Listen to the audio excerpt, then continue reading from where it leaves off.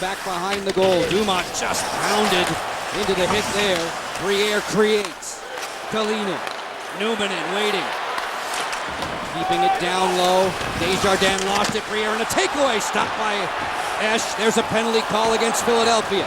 Esch to the front. Deflection. Score! Daniel Briere wins it for Buffalo!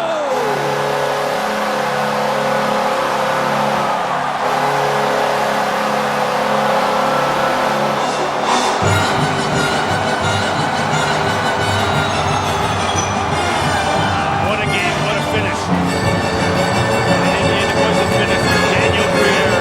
The speed and the cycle of the younger legs of the Buffalo Sabres. Eric Desjardins the turnover.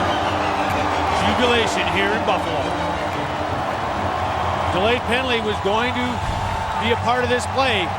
Jochen Hecht, who looked fresh down the stretch with a beautiful feed to Briere.